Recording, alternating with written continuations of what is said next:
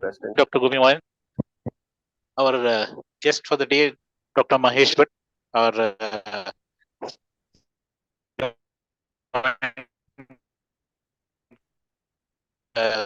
winner for the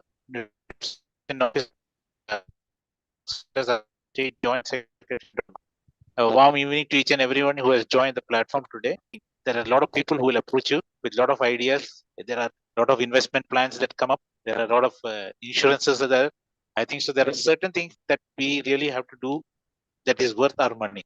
And that I think so, because in the beginning and all, when we were earning, I think so, we didn't have these tips of where to invest and what to do and how to grow your money. Because nowadays, there are a lot of options are there. Only thing is, there are a sea of options are there, and it's something that you can get drowned into. So we should have an idea on where to invest. So that is what the idea is, the basic investment idea. So that is because since you all are the earning time of your life, so when you start up, early investments are always gives you good returns. That is what they say. So longer the time you invest, the better the gains are. So I think so that is the key that we should always keep in mind, and we should plan forward. So for that, I think we have got a good speaker today, Dr. Mahesh Bhatt. He's a person. Being a neurosurgeon, he's also into the field, so he knows what's happening around. So definitely these kind of ideas and tips in investments will definitely be useful for all, not only not sorry, not only for the house surgeons and for the basis for any person who is earning and who has a very mild knowledge about investment. So I hand over the session today to Dr. Gopi Mohan to take it forward, and wish you all a good learning experience and happy investing in future also. Over to Dr. Gopi Mohan. Thank you, Simi. Ajit Menon is here. Dr. Ajit Menon. Hello. Okay. It's not there. Today to Dr. Nandakumar കേറിയിട്ടുണ്ട് കേട്ടോ. Dr. Nandakumar. Okay, fine. കേറിയോ sir കേറിയോ? Dr. Nandakumar ഉണ്ടെങ്കിൽ ഒരു വാക്ക് പറയാലോ. Dr. Nandakumar. അതെ അതെ. Nandakumar സാറേ ഒരു വാക്ക്. Good evening, Dr. Gopi. I'm here. I have joined. Oh, fine, fine. Okay. And Dr. Ajit. Good evening, Simi sir. Yes. Okay, good.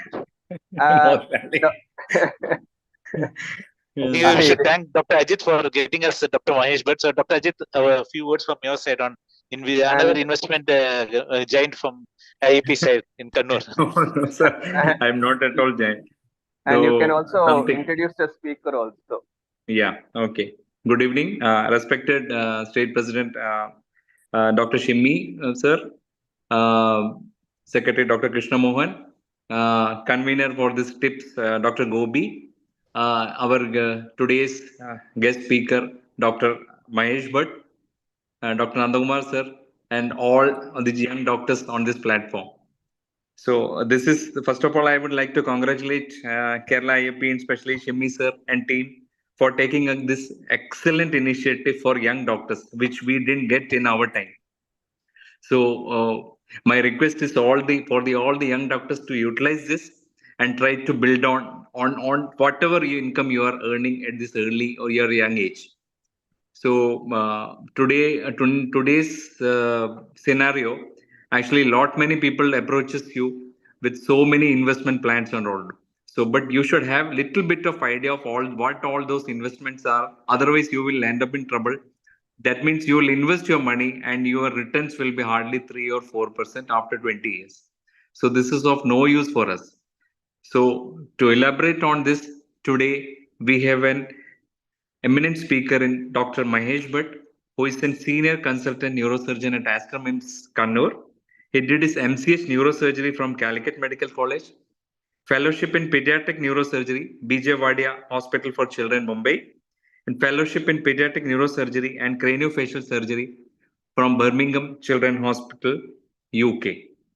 He is a personal finance enthusiast, and he's into this financial market since long time. So I really hope that he will deliver an excellent lecture for the beginners today, and it will be a fruitful session for each one of us. Thank you. Jai Hind, Jai IAP. An introduction. I now call upon Dr. Nandakumar sir to say a few words.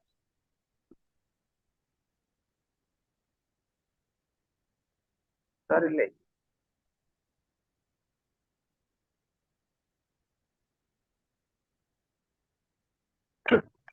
I think so. Nandakumar busy.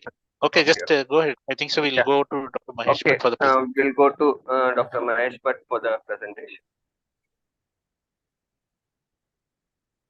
Okay. Thank you, everyone. Thank you, Ajit sir, for the kind introduction. At the outset, I'd like to thank IAP Kerala chapter for inviting me to present with regards to this very important topic. So I'll share my screen.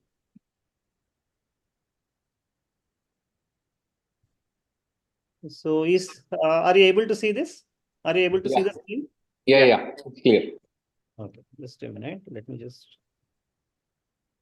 minimize this. Okay.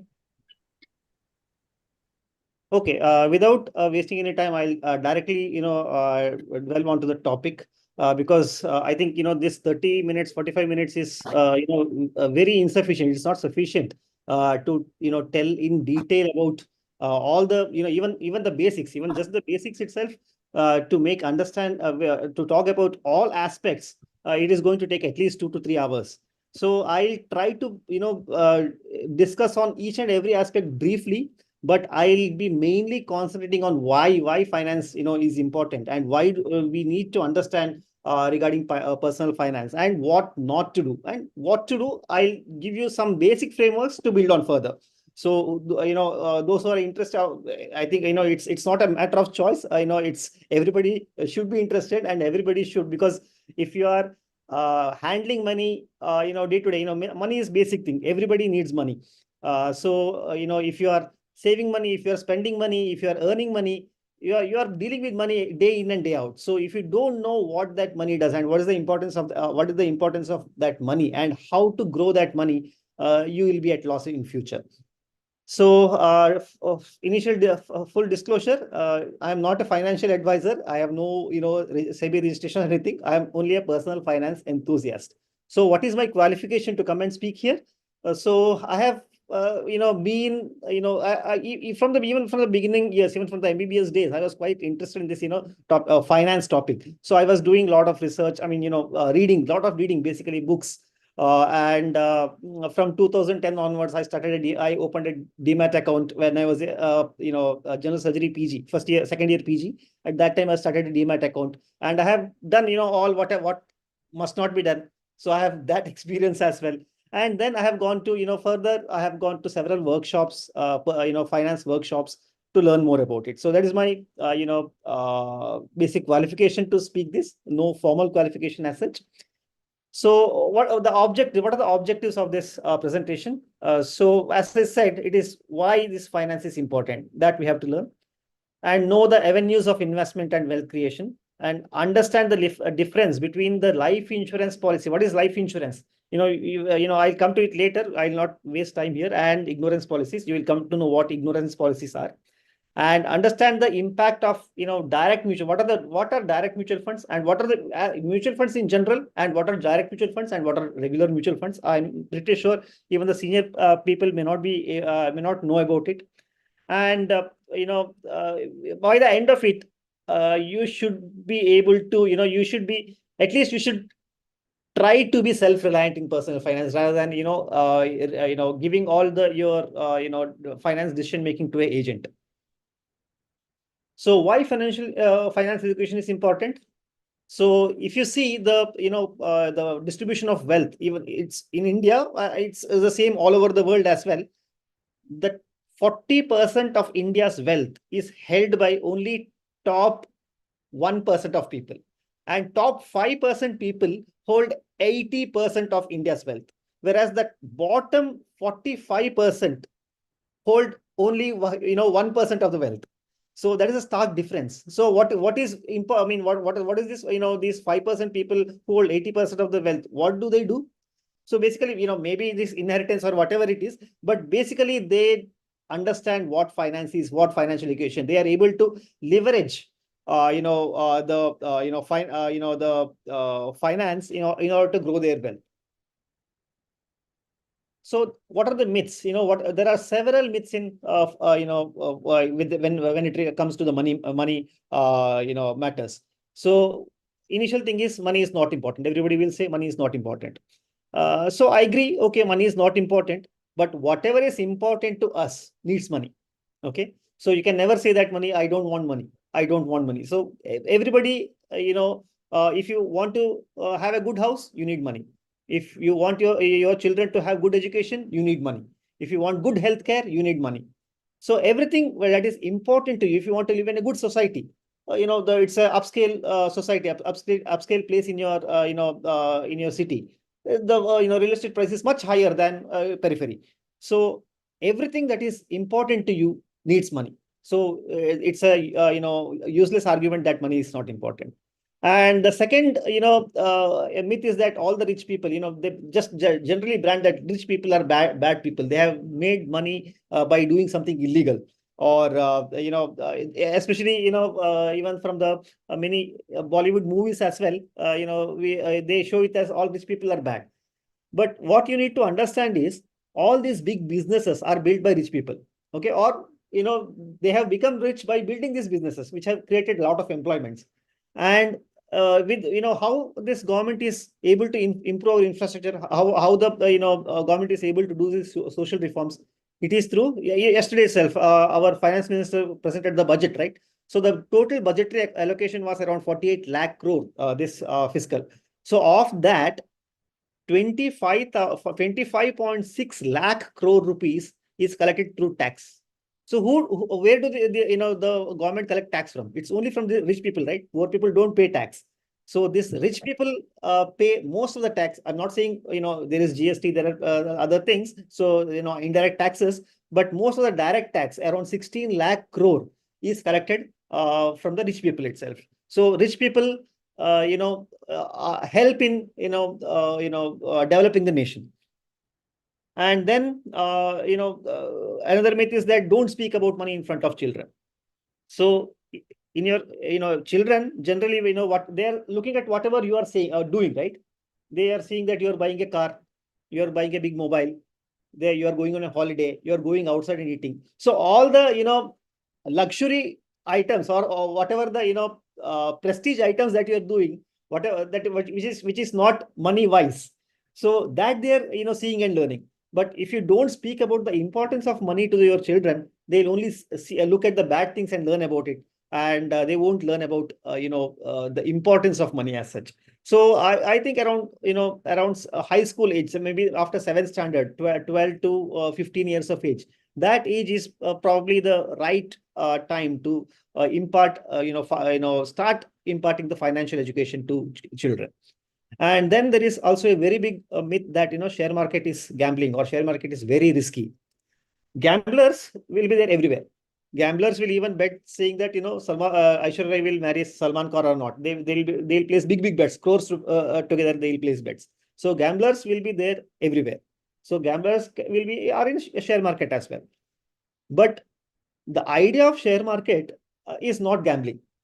Idea of share market is for you to invest in businesses and to have a piece of that good business. So there are everywhere, as with any this thing, there are good companies, bad companies, but you should know how to select good companies, where to do, then it is very good. And also you should you should know that without share market, without the stock market, or the stock exchange and the trading, our economy is very unlikely to prosper, because all these big businesses who have listed businesses, all big businesses, so they need funding, capital, so that the value of that company comes from this share market. So the market cap, accordingly they are rated, and so definitely share market also is a very integral part of our economy and development of nation.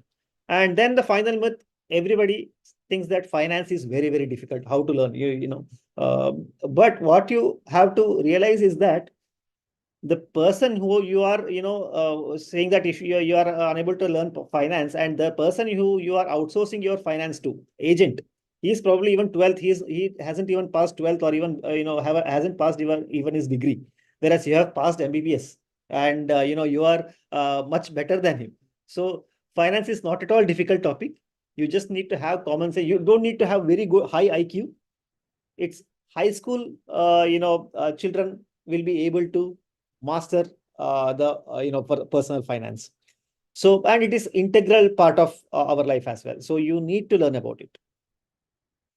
So, and as I said, this share market is gambling kind of. So even our newspapers or the new, the news, TV, they show such kind of news. Stock market, there is a significant crash. This was, I think, last month.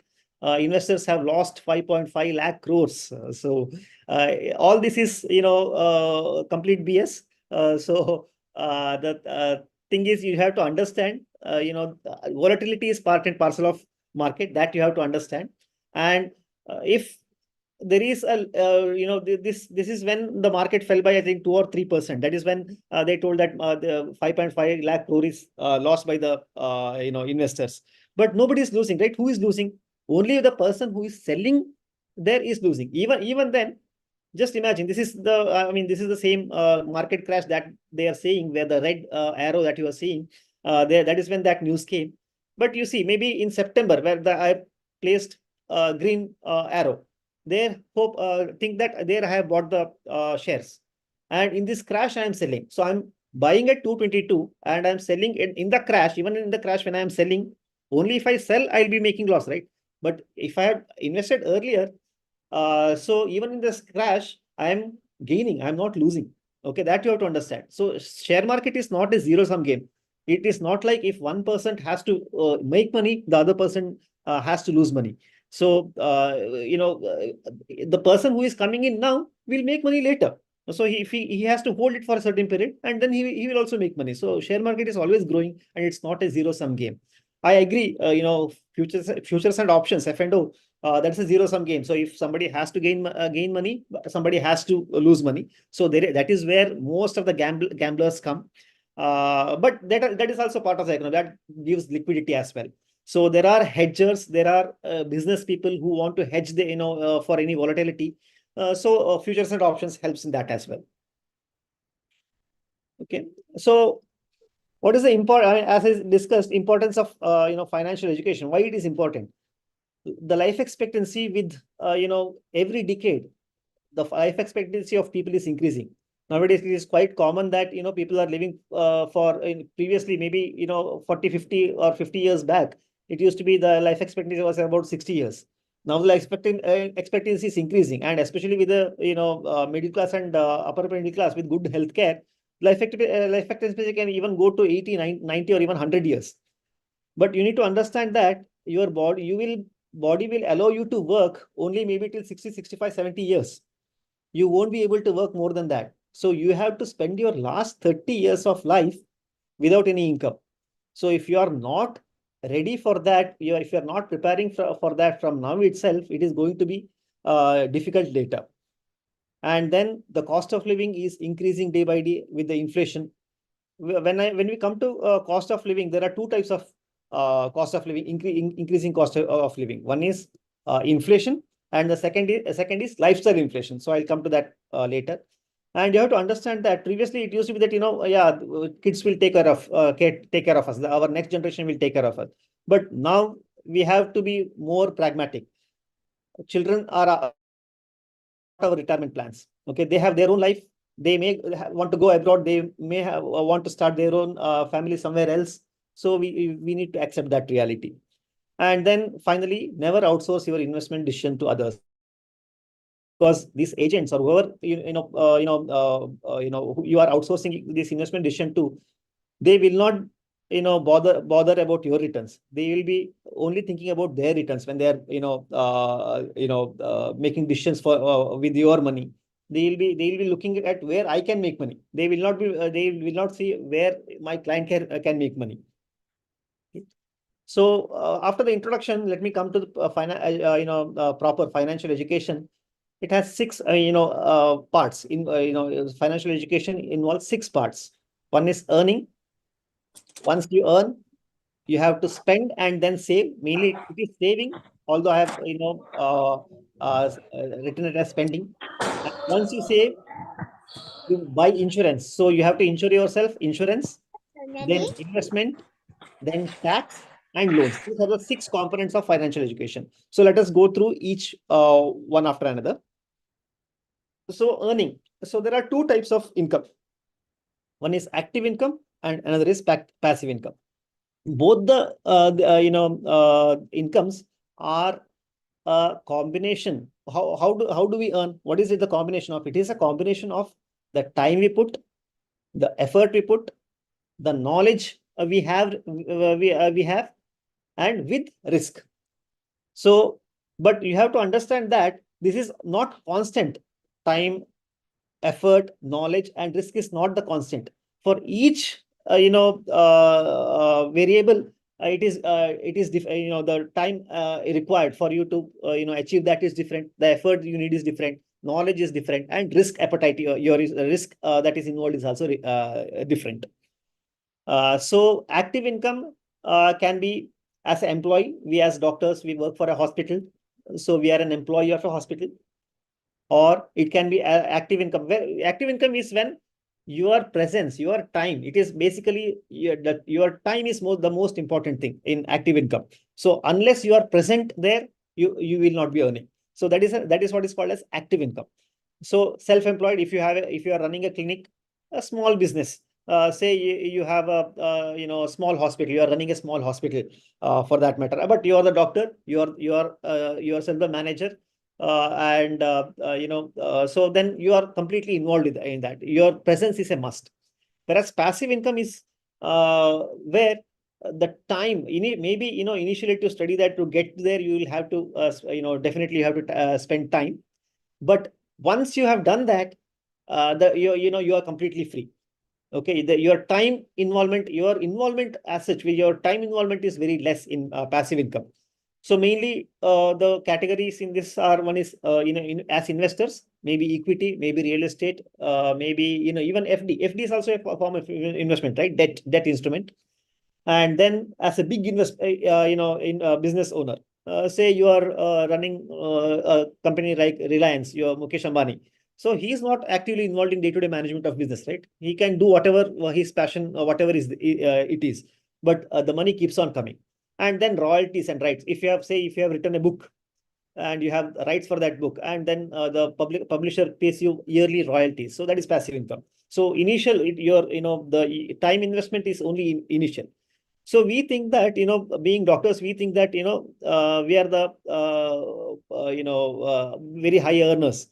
But you have to understand that, when it comes to the finance matter, your time involvement is very high in when you're a doctor. So you are just like any other commodity. You're just a, one part of a wheel. You are not the person who is making the wheel turn. So when it comes to spending, so you have so I'll come to all these, passive income, especially investments, I will come later. So once you are earning, so then what you do, you have to spend, right? So obviously, when the money comes, you have to spend. So spending, so there is a law called as Parkinson's law, which says that however higher your income goes, your spending also increases proportionately. So in the end, you are left with nothing. So that is what the general tendency is. As our income grows, we want bigger cars, we want bigger house, we want better facilities, we want expensive, foreign trips. So and that goes on as our income increases, and at the end, our savings is very less. So you should learn how to break this Parkinson's law. That is you have to do it personally. It is for you to do. Okay, so we have we get big personalities. This had come last year regarding Ronaldinho. So he's in deep. So do you think he's earning less? He will be one of the top 1% earners in the whole world. Okay, but unfortunately, because of his indiscipline with regards to his finance, he's in a financial trouble. So these kind of news keep coming up. So you should break this cycle of this Parkinson's law, you should do it by yourself. That is for you to do. So what are the things that you should take care when you are spending? So you have to divide your spending into two things: your needs and your wants. So needs is right, what is required for a day-to-day living: a basic house, you need a basic car, you need a mobile to communicate, you need good education for your kids. So all these are basic day-to-day requirements which you should not compromise on, and you have to spend for that. And then there are wants. So that is not required for survival. It is only for your prestige and to make a statement to the society. So buying luxury cars, buying a huge house, lot of jewelry, and your income is only 50,000 rupees, but you want to own a iPhone 15 Pro. Unless, I agree, if you are using your iPhone Pro in order to, so say you are a social media influencer, so your income is from social media, and for that you need to make videos, make photos, you post it. So then, yeah, this your iPhone 15 Pro is an investment. But if you're not doing, if you're not doing that, and if you're earning only 50,000 rupees and you want iPhone 15 Pro, it is definitely a pop. It's product of prestige. So what is the basic test to say whether it is a product of need or product of prestige? If you are putting the photo, or if you are bragging to your friends saying that I have got this, so then that becomes a product of prestige. It's not a product of need. That's a simple test to see whether it is a product of need or product of prestige. So according to depending on type of spending that you make, people can be divided into three classes. One is those who have low income. Their income itself is low, and their the asset that they have is also low. Savings is low, and asset is also low. That is quite common. I mean, we see all the worker population. And then the second category is our income is high, but we are low on asset because our spending is high. Okay, this is second class of people. So I think most of us come under, with regards to in general, if you compare the Indian economy or Indian people in general, I think doctors generally come to this category. We are high income earning group, but our asset quality is very low. Whereas the third quality is who have high income as well as high asset. So that is what we have to aspire to become. So once we save, so what I would say is, at least monthly, you invest 20% in the beginning for the, maybe house surgeons or interns or who have just started their practice. At least try to save 20% of your income and try to invest it. Okay. So once we have saved and say, sorry, just a minute.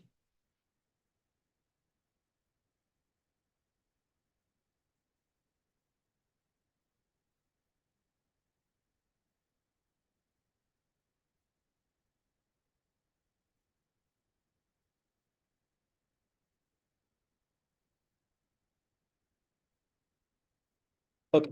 So once you have saved, next you should, before starting investment, you should protect yourself. Okay. So how do you protect yourself and your family? That is via insurance. Okay. But you understand, this is the most important part of this, I would say, this is the most important part of this presentation. So you have understand this. Insurance is an expense. It is not an investment.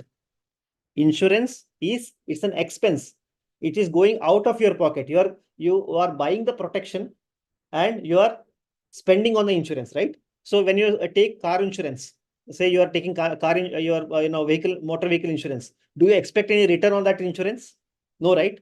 But then why with regards to your life insurance? Whenever you are putting money for the life insurance, you always expect a return.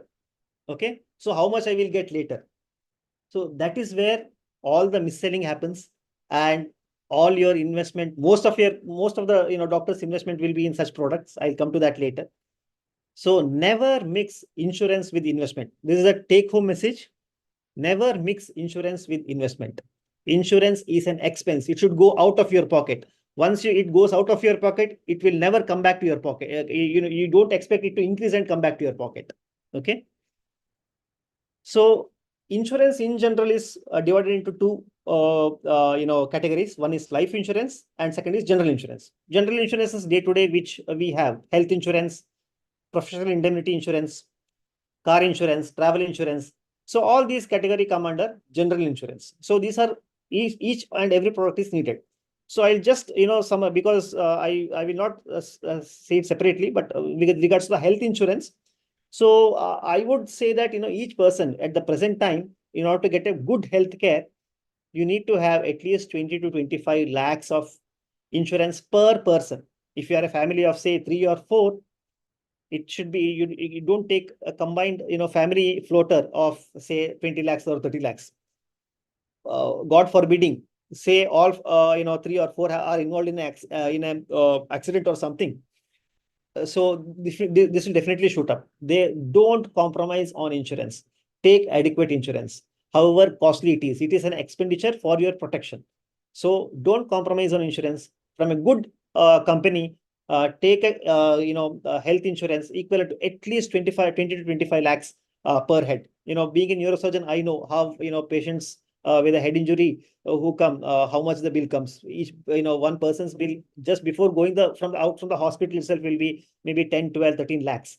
So after that they need rehabilitation, everything as well. So less than 25 lakhs at this point of time is insufficient. Each person of the family should have at least 25 lakhs of cover. And then professional indemnity, I don't need to say much. Take the maximum. 1 crore, you hardly it is, IMA, PPS, for 1 crore, you hardly need to pay 15,000 rupees a year. Don't, make any, concessions with regards to that.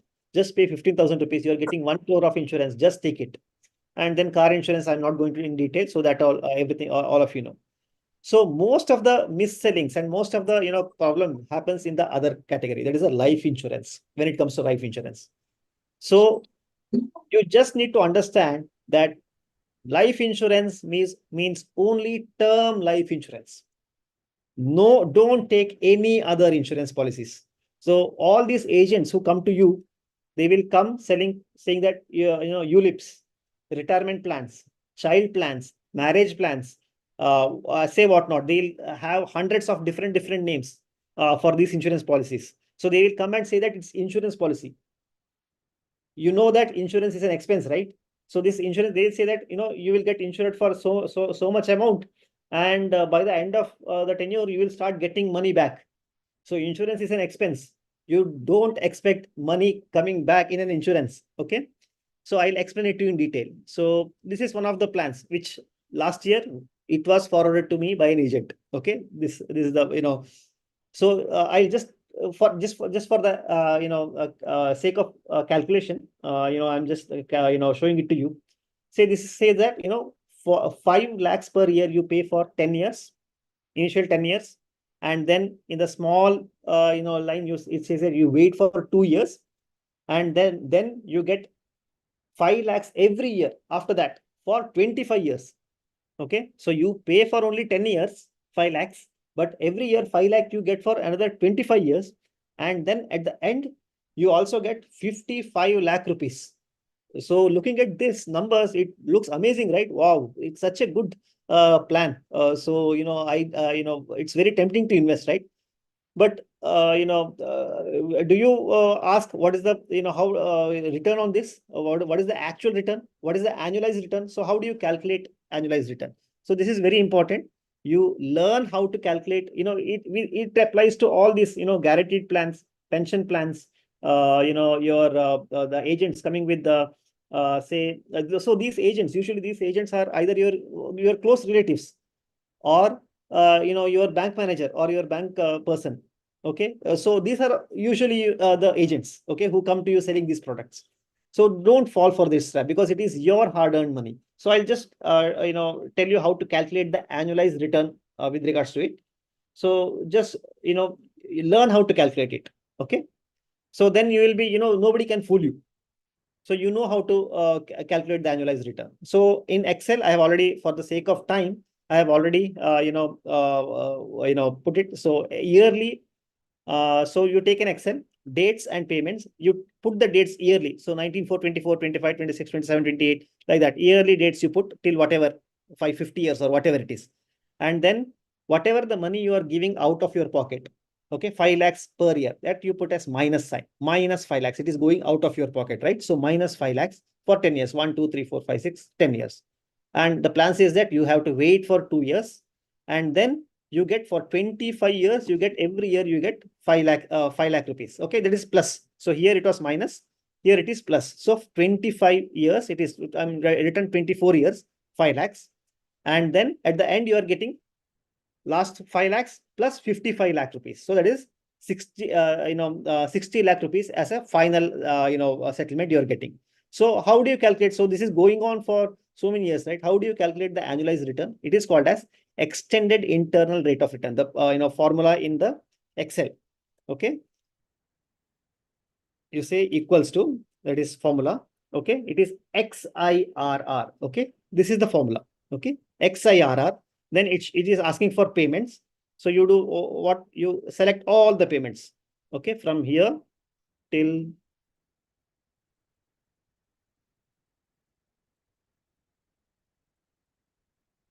till here.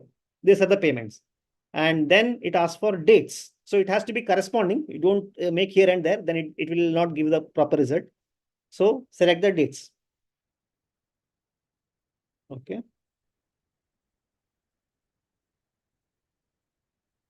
That's the dates. It's asking for a guess. No, you don't need to provide the guess. Okay. Just then write. Okay. So see this. You're putting your money for and keeping for 50 years, nearly 50 years, and the return you are getting is only 6.2%. I will 100% guarantee you that none of these, so-called ULIP, the retirement plan, child plan, marriage plan, Jeevan Anand, Jeevan Saral, Jeevan some else, all those endowment plans, all these plans, none of these will give you more than 7.5% annual return. Take it from me writing. That is for sure, because it carries so much of charges. Okay. So let's say, we will, say, take the other argument as well. So let's say what happens. So same amount. So it is with a 6.2%. Okay. Your total you are paying is 50 lakhs, and total after 50 years or whatever the time it is, 25, 35 years, 37 years. Actually, you are getting is for 50 lakhs you are getting 1.8 crore, right? Say for that matter, you are, rather than putting it into that, you put it into directly, index mutual fund, or for that matter, Nifty Bs or Nifty ETF. So it is what is called as, mutual. There are different mutual funds. Just say that for that matter, just say index mutual fund. So index mutual fund just mirrors our Sensex or Nifty. Okay, so on a long term, as I said, it has, in the last 30 years, it has given a return of about 13.4% annually CAGR. But say for that matter, even decrease that, we don't know going forward. You give a 12%, just 12% you take.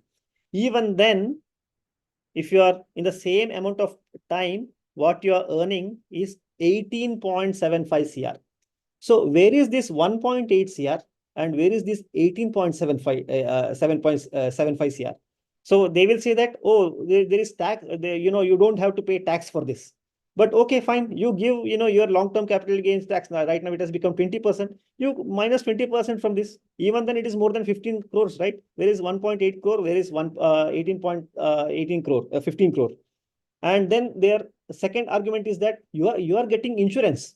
You are also getting insurance with regard. So if you are giving 10 payments, 5 lakhs each, you are getting a 50 lakhs of life insurance cover.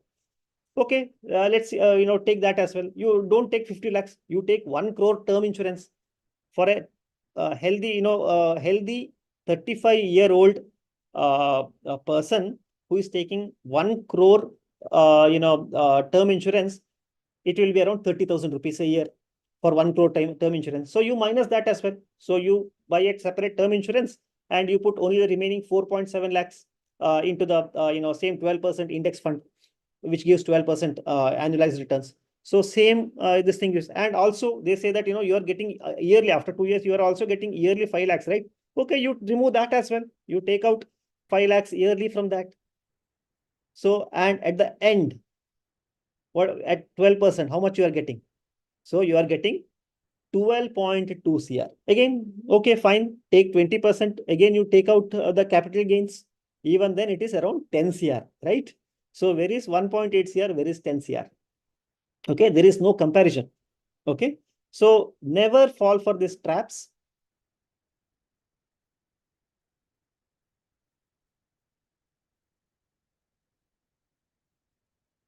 Hmm. 7, okay, so never fall for these traps. So they will come with several hundreds different kind of names. So this is just the LIC. I have gone to the LIC website and taken some names. See this Bima Jyoti, Bima Ratna. There will be hundreds or thousands kind of different names. So, but none of them will give you more than 7 to 7.5% return. Take it from me in writing. Okay. And why do these agents push for it? What is, as I said, these agents, they don't come for your good, right? They are looking after their own, income. So if you, this is also from the LIC website itself, you see the commissions. So this is just the first year, with regards to your first installment. Around 20 to 25% of the money that you put goes as commission to the agents. It may not be the agent who comes to you directly. He will be a sub broker. There will be a bigger fish, above him. There will be a much bigger fish beyond him. So all these people together, they take up around 20 to 25% of your, whatever investment that you are doing. For the first year. Second year it is around 10%, and from third year onwards till whatever time it is 5%. So let's calculate in this itself. So you are paying first 5 lakhs for 10 years, right? So out of the 50 lakhs that you are giving, actually, so first 5 lakhs, first year it is around around 25% is around 1.25 lakh, and then next year it is 10% is around 50,000, 1.75 lakhs, and then every year 25,000 for the next 8 years, that is around 2 lakhs. So total around 3.75 lakh rupees of your 50 lakh goes as commissions itself in the beginning. That is so the LIC, it is not even reaching the LIC. Even before it reaches the LIC, 4 lakh is already gone. So that is how these costs are. So that itself takes away all your, the value of your investment. So never fall for these traps. So what is needed? It's the plain term insurance plan. You can either go through agent, maybe they may charge 1 or 2% commission. That is no big deal, even much better than going for any other. Or you can even directly you can take it online. So what are the criteria? It should be at least 10 to 20 times of your annual income. I would suggest if you are earning, say, 50,000, 1 lakh or 2 lakh, 1 lakh a month, that is your, present earning, I would say at least, in year 12. So 10 times of that is at least 1 crore you have to take. But as, your income increases, you keep on increasing the term insurance. So term insurance, I will let me clarify. This term insurance, who needs this term insurance? Only when you have dependents. If you don't have any dependents, then there is no need of any term insurance at all. Okay. So term insurance is needed when you have dependents, say wife, children, or even parents. If they are dependent on your income, then you need this term insurance. So if you don't have any dependents, there is no need of term insurance. So sum assured should be at least 10 times of your annual income. And now the companies are coming saying they are providing term insurance till 100 years and all. So it is not needed. By the age of say 70 years, your children are independent and they have their own income. So once they start having their own income, there is no need of you giving them term insurance, right? And just now you are taking 2 crores life insurance cover right now, term insurance. What is the value of this 2 crore after say 30, 40 years? It will be as good as today's 5 lakhs, 10 lakh rupees. Okay, the inflation eats away all this, this thing. So it's of no use extending that insurance cover after 70 years, maximum till 70 years. Okay, because every year after 70 years, if your Say for up to 70 years, if the your annual premium is 30,000, if you are taking for 90 years, the annual premium will be 50-60,000. It will be double. There is no need of that. And at that point, for 30-40 years down the line, the value of this 2 crores is much lesser, much lesser. It will be a fraction of what it is now. And then premium payment. And now companies are also coming saying that, single premium, you can pay all the till 70 years you pay, say, 30, 40, 30 lakh or whatever is 20 lakh rupees as a single premium. Then you don't need to pay for life. So that's what they have come up with. But definitely don't do that, because if just take annual coverage. Annually you pay for it till term, because that is advantageous to us, right? Say 10 years, 20 years down the line, a person checks out. You have actually paid till 70 years of life, right? Whereas you have that I'm sorry, not you, I mean, that person has lived only till another 10 years, but he has paid for already 30-40 years. So it's completely waste of money. And also the inflation adjusted, it doesn't make sense. So just pay annually. And then type, you just take, there are and companies are becoming innovative to get more money. So they are covering different, they are adding different kinds of riders. You just take simple vanilla plan with maybe a disability rider. That's it. So that if there is a disability, then you don't have to, the future premiums are paid off. And take from a one of the top companies, any company for that matter. And then there is another particular thing. There is what is called as a Married Women's Property Act. So this can be availed only at the inception, only when you are initial buying of the property. After that, whenever you are renewing, you cannot add on this Married Women's Properties Act. So what this, it's a separate form. You have to nobody provides it themselves. You have to separately ask for it, and from the agent, or from whenever you are in the online, you have to separately ask for the MWPA form, and you need to fill this form. So what is the advantage of filling this form? So in case you have a loan, say the person who has taken the insurance has a loan. So then if he has a loan, then if that person dies, if you have filled this Marriage Women's Properties Act, then the creditors, the banks, or whoever the loan agent is, they cannot come and collect this money from this term insurance. It will directly go to your wife or children's account. So is it only for men? It's not only for men. Even women also can take this, and from women it will go only to the children. Okay, that's how it is. And then once you so this was the most important thing with regards to the insurance. So never fall trap for any of these insurance frauds, or I just straight away I'll call it as fraud as well, nothing else. Okay, and it's a legal fraud, legally allowed fraud. Okay, and then next, coming to investment. So once you have adequate insurance cover, then you plan your investment. So what is an investment? Investment is anything, you're buying an asset. What is an asset? Asset is nothing but that pays to you, which appreciates, anything that pays to your pocket. That is an asset. So before starting investment, make sure that you have around at least 6 months of your expenses, monthly expenses, parked as an emergency fund. So it can be in a FD. Or in a liquid, debt instrument. It should be in a debt instrument. It should not be in equity. It should be in debt instrument. Even FD is the most common which we use. Even this for an emergency purpose. And FD is quite liquid. You can go anytime, and immediately within 1 day the money you will get. So I think 6 to 12 months of your monthly expenses, you keep it as an emergency fund. So rest everything you start once you have done that, you start investing. So as I said, so with regards to the investing, you should, it's not the rate of return which is more important. It's the time that you have invested is most important. So if you see the formula of compounding, it says A is equal to P plus 1 plus R percent to the raise the ratio of N. So A is the amount, final amount that you are getting, is equal to P is principal plus 1 plus R is rate of return. So it's a linear equation, right? 1 plus R, till the R it is plus. Okay, plus R. So that is a linear equation. So that is the rate of return. Rate of return comes only in the linear equation, whereas the n is the time, okay, number of years. That is exponential. That is it's the raised to the power of n. Okay, that is an exponential factor.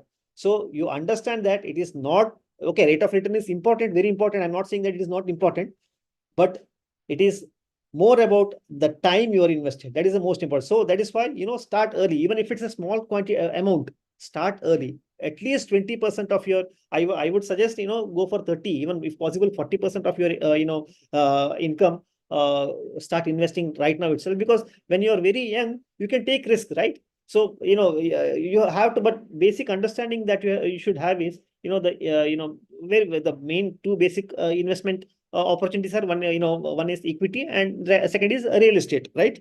So what you have to understand is that there will be volatility in between. There will be volatility, but you have to the stock market or the real estate market has been here for more than 300 stock market for 300 years.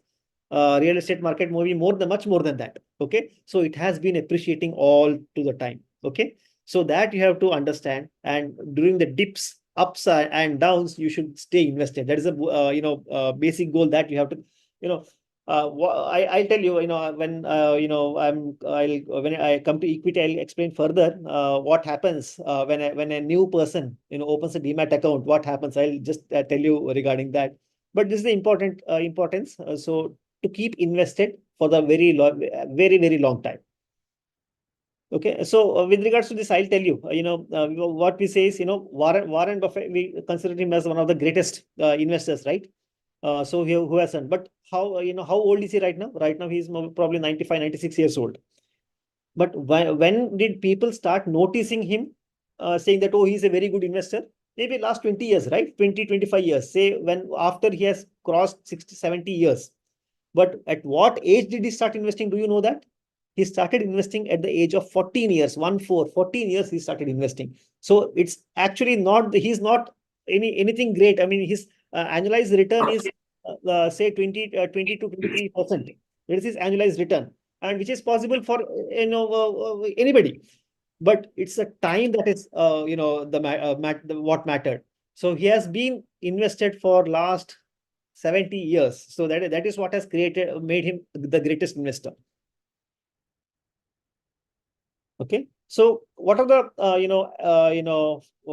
instruments that we have to as investment opportunities? It can be classified as physical, financial, and intangible assets. So physical, gold, gold, real estate, and then if you are running a hospital, then your machines that you have, X-ray, whatever the equipments there, that are physical assets that you have. And then financial assets mainly to equity and debt. And then there are intangible assets, so trademarks, copyright, or your brand value. So if you have a very big hospital, very famous hospital, so it has a brand value, so you can sell that as well, right? So that's a brand asset. So then you should understand what is real asset and what is a pseudo asset, which we consider as asset, but it is not actually asset. So what are pseudo assets? Pseudo assets are the ones which are difficult to sell, and we have an emotional attachment. So for any asset, for that matter, if you consider it as an asset, you should not have an emotional attachment to that. You should be able to sell it whenever there is a difficulty, you should, or whenever you are in need of money, you should be able to sell it. But say, a person who is earning, say, 50,000 or 1 lakh a year, 1 lakh a month, sorry. He takes a big loan and buys a 2 crore house. Okay. So that doesn't make sense. Okay. So he considered what the consider. I have a 2 crore house. That is my asset. If you consider that, so I will tell you the story, daily story that we see in our practice. So head injury patients, poor patients, okay, poor or maybe middle class patients. They come with severe head injury, and they are in need of a very large sum amount. They probably don't have insurance or whatever it is. Okay. And then a patient is need of continuous high quality care, and then they run out of funds. Okay, but they have a very huge big house. Is his own or his or her own family, they are not ready to sell that house, right? even in the case of, I myself have seen several cases where family itself, they themselves are not ready to, because they have they consider it as it has an emotional value. It's our house. How can we sell that, right? So living house is not don't consider it as an asset. Car, we buy huge luxury cars and consider it as an asset, but its value is, as soon as you take the car out of the showroom, its value comes out by 10% immediately. Okay, so it's a depreciating asset. It's not appreciating, right? So unless it is appreciating, how can it be an asset? Then jewelry. So a lot of gold jewelry they keep, but jewelry again has an emotional attachment. And even if you are selling it, it doesn't make sense, because there are a lot of wastages when you are buying itself. When there are making charges, wastages, and even when selling, there are a lot of it won't give you the exact value of gold. Then furniture, gadgets, these are all pseudo assets. They are not real assets. So when it comes to the investment, when you start investing, you should diversify yourself. Don't put all eggs in the same basket. Okay. So there is asset diversification and intra asset. Inside the asset, it's one class of asset itself. You have to diversify further. So in general, the broad division is that what's called as a G-RED ratio. That is, G is for gold, R is for real estate, E is for equity, and just let me know if I am overshooting the time. It's already 9, I think. I'll try to be a little bit faster. So it's D is debt. So gold should be 10% of your portfolio, real estate 40, equity 40%, and debt as 10%. For seniors, it is quite different, because you need urgent money. There may be urgent money requirement, and there the equity comes down 10%, whereas debt goes up to 40%. So let's discuss one by one. I'll try to be fast. Gold is a very good solid asset class. It's a hedge against. It's actually, if you think what is gold? It's just a metal, right? Iron is also a metal. Gold is also a metal. But it's shining. And industrial application, does it have an significant industrial application? No, nothing. But it's the mentality of the patient. I mean, people in general. That shining gold, it is considered as an very valuable. And so if you think like that, it doesn't have any value. But from time immemorial, gold is considered as an very exquisite thing. And there is a supply constraint. So the supply, there is a limited supply of gold. So that is what creates its value. Okay, so over a long period of time, the gold gives an average return of 8 to 9%. When I say that, you will say that, in the last, say, 4 or 5 years, it has doubled. Doubled. Yeah, that can happen. It will not be linear. But on a long term, say 30 years, 40 years time, it gives an average of around 8 to 9% returns, and it is very highly liquid. So you can sell it anytime. So that is one of the most advantage, and it acts as a hedge against inflation. So it will definitely beat the inflation at any time. Okay, that is the most important thing. So it's a good investment class to own. So there are different kinds of golds. One is physical gold and paper gold. Physical gold, jewelry, but don't consider jewelry as an asset, because the wastages are very high, charges are very high. Even when you are selling, you get less money. So there is a lot of wastage that is happening. But there are other physical, coins, biscuits, gold biscuits.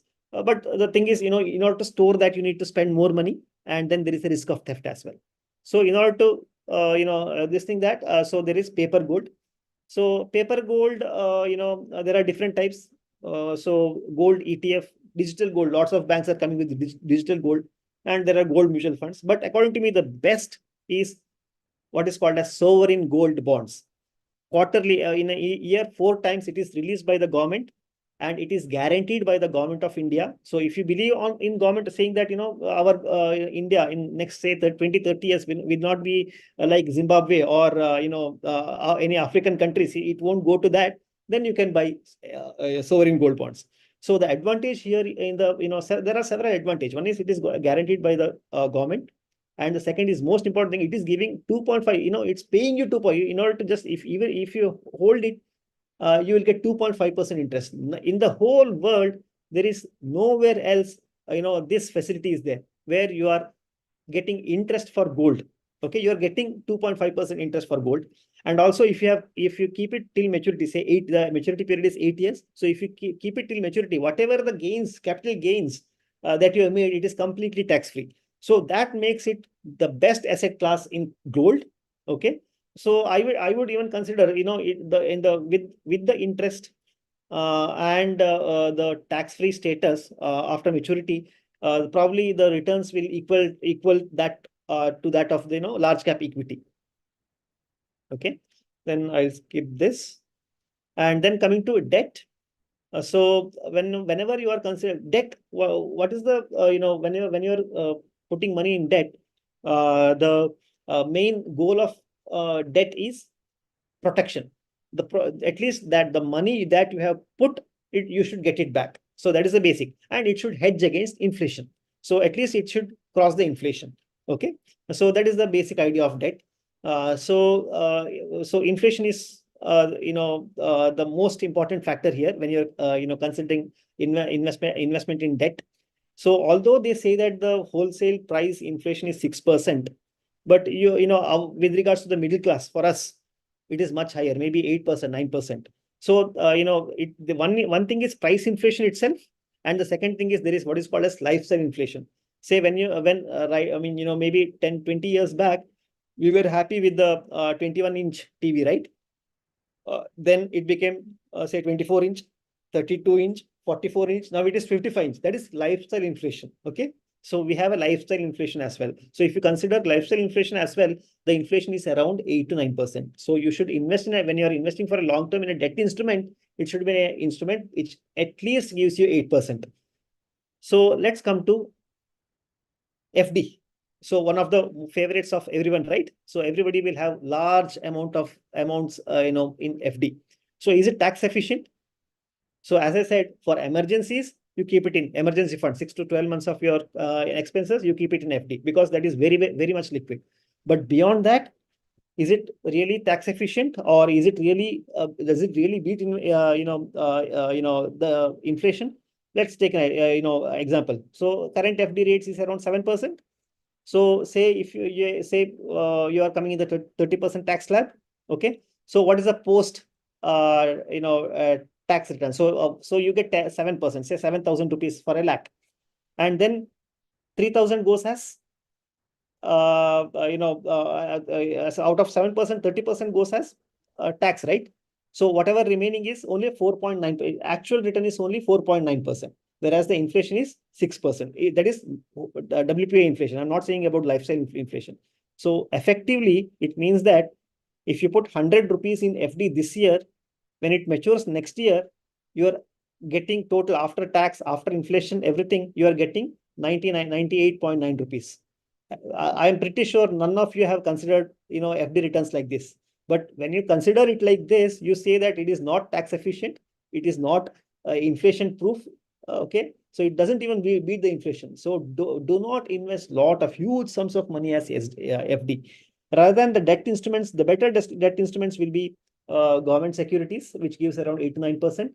And it's more listed, long-term capital gains taxes. Now it is, without indexation, it is further reduced to 12.5%. So it will become much more tax efficient. So, and it's safety wise, government security is quite safe as FD. And then if you corporate bonds about 9 to 12%, debt MF from yesterday onwards, from yesterday's budget onwards, I would not suggest you to put money in debt MF because it is taxed as per the slab rate. And then there is something called as arbitrage fund. So it's a mutual fund. It's an equity mutual fund, but what it does it's arbitrage in between two indexes. So I think it's quite extensive to discuss about arbitrage funds now because of the lack of time. But what you need to say, it's an equity, but it's a much safer than FD arbitrage fund. Okay, and it gives a return as much as maybe FD around 6%, 6 to not constant, but around 6.5 to 7% returns it gives yearly. But it is taxed as equity, not as debt. So that is the advantage. But I think after yesterday's budget, I think government securities make more sense because right now a long-term equity as well as debt, everything is taxed at the same rate, 12.5%. So this presentation I made much before that. So presently, I don't think arbitrage fund has any significant advantage over the government securities. So GSEC government securities you can consider, okay, as a debt instrument. What you should understand, whenever you are putting whenever we are putting money in debt, we consider that it is completely risk free. So there are 5 different interest rate risk, inflation. So I'll not go into details. So just to make you understand that even the debt is not risk free. So coming to the final this thing, equity. So equity, should I continue for sir? It's already 9:15. I think Another, we can, 5 minutes. if this is the last slide, no issues. You can finish it off. okay. There are a few more slides, unfortunately. Okay. No, just put in the main things that you would like to share with them. So That is equity, sure. Equity has given a returns of around 13.5%. So you can either invest as direct equity or mutual fund. So passive investors with you have to divide again the equity. You have to divide large cap, mid cap, and small cap. Okay, 50%, 30%, 20% of all your equity portfolio. Okay, I'm not going to active investing. I'll not talk about that. Passive investing, just do SIP in an index mutual fund. Okay, or large cap. Say 50% should go to the large cap mutual fund, 30% should go to the mid cap, and 20% to the small cap mutual fund. And there are other better avenues. Rather than a mutual fund, you can, if you open a demat account, you can directly put it in the what is called as ETF, equity traded funds. There are that mirrors the Nifty, that is called as Nifty Bs, and that Nifty next 50, that is a mid cap. Mid cap, which follows the mid cap index, is called as a junior Bs. That is much more efficient, and it takes away all the expenses. So that is much more efficient. But for if you don't want to open a demat, I think it's better that everybody opens a demat account, okay, with a discount broker. But the problem that happens, I'll tell you what the problem happens is, as soon as you open the demat account, a lot of recommend you will daily in the morning you start getting messages, buy this, buy that, buy this small cap, return of this. So just avoid buying on based on the tips. So that is what makes the losses after you trade based on according whatever the your messages or tips you get, and then you make losses 6 months, 1 year down the line, say that share market is gambling or share market is very risky, and you close your demat account. That's what happens most of the times. So just avoid that, but open a demat account and just do SIP in these mutual funds or ETFs. So that is more than sufficient. Okay, and then with regards to mutual funds, again, there is what I'm pretty sure most of you don't know. There are regular mutual funds and direct mutual funds. What's a regular mutual fund? So I'll not go into all these details. So you just understand this. So, regular mutual fund, in between you and the fund house, mutual fund, whoever the mutual, the fund house, there is a distributor. And obviously, when there is a distributor, he takes his cut, right? He wants to take money. He is there to make money. So rather, that when you go for a direct mutual fund, you are avoiding that distributor or the agent. Okay, so better to go for the whenever and it's not a hi-fi to select mutual fund. You go for a best performing direct mutual fund in each category, large cap, mid cap, and small cap. So I'll just tell you, see, this is the same mutual fund, Axis Blue Chip Regular and Axis Blue Chip, same mutual fund. One is regular, sold as regular plan through the agents, and one you invest directly to the to the fund house. The difference of the expense ratio, the red circle that have, the expense ratio is the amount amount that is cut every year from your total portfolio. So in direct it is 0.64, whereas in regular it's going to the same mutual fund. It is being managed by the same manager, and it is going to the same fund, but the expense ratio is different, and hence even see the 10-year difference. 10-year return is 13.1% in regular, whereas it is 14.42% yearly. So you have to consider, it's compounding, right? So you will say that it's hardly 1.5%. What does it make big difference? But you have to understand the power of compounding. each 1% over a period of say 20 years, it makes a big difference. It's for this is example for a period, for just 5 lakhs. Just imagine you have 1 crore or 2 crore in the portfolio, say 20 years down the line. So that makes a significant, very huge difference in the final return that you're getting, right? So try to invest in study little bit. Maybe it doesn't make it doesn't need much very high amount of knowledge. So try to invest in direct mutual fund rather than regular mutual fund. And then real estate, I'll not discuss about that. Tax, again, I'll just skip it. So yeah, it'll be quite expensive, so I'll skip it. And then loan, especially since all young doctors are here, I would like to say that just know the difference between good loan and bad loan. So buying the iPhone or a TV or a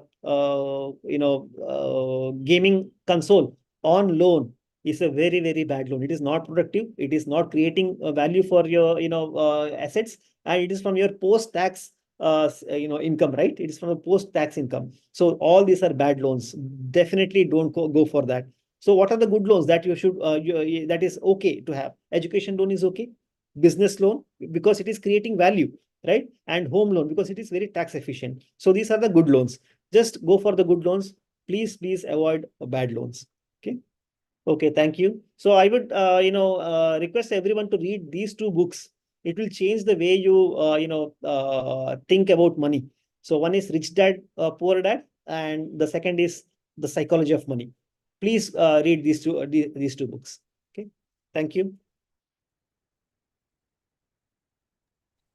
Thank you, Thank Dr. you, Mukesh. Dr. That's extensive talk. Okay. Go ahead, Dr. Govind. Thank you, Dr. Mahesh. That was very informative and extensive talk.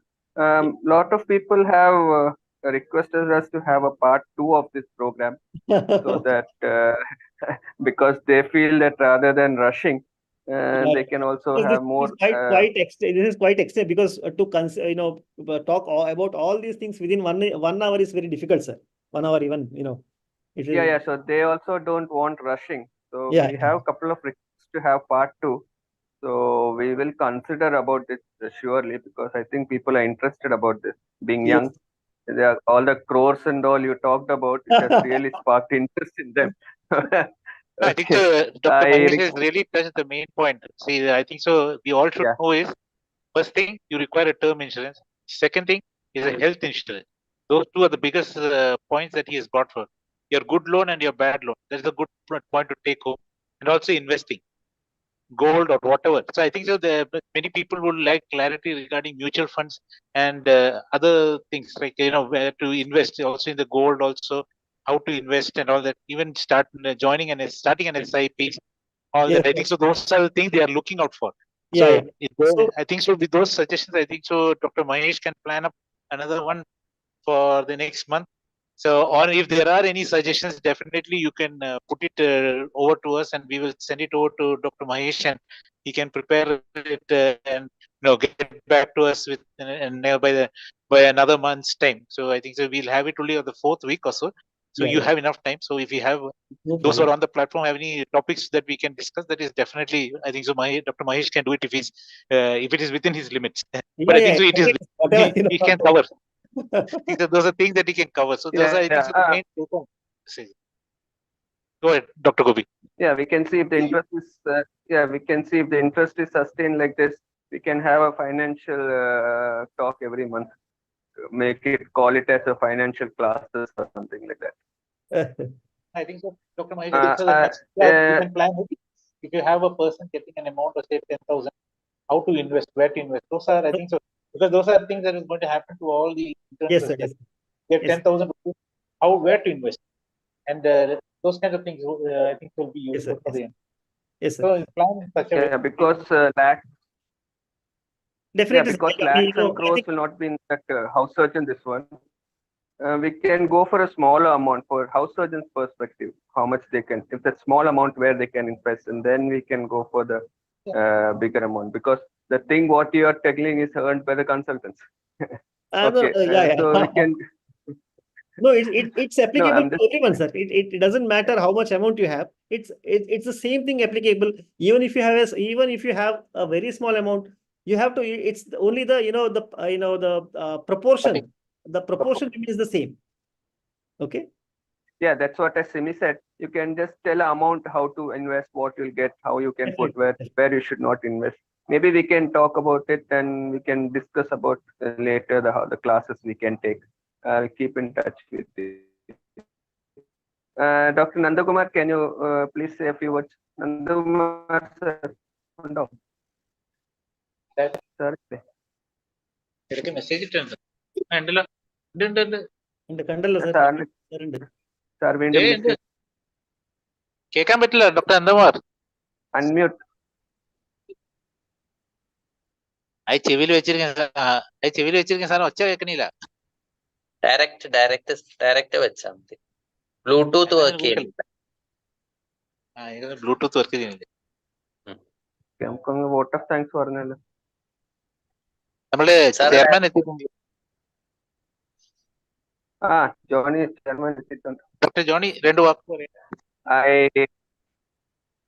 Sir എന്നിട്ട് vote of thanks കൂടെ പറഞ്ഞുതരാം. എന്തായാലും Johnny എത്തിയില്ലേ. Respected chair, speaker for the day, Mahesh sir, convener Gopi, Nandakumar sir, and dear colleagues and friends. It was indeed a very useful and wonderful talk, especially for a beginner, to distribute as said, the right proportions, how to distribute, how much to put in FD and how much you can put in other debt funds and other investments, so that you can be sure about your funds and your money also, so that you don't lose much money in speculation. That is one main point that we have to carry home, because all the money, if you put in one basket, you might lose that money. And I feel for the house surgeons,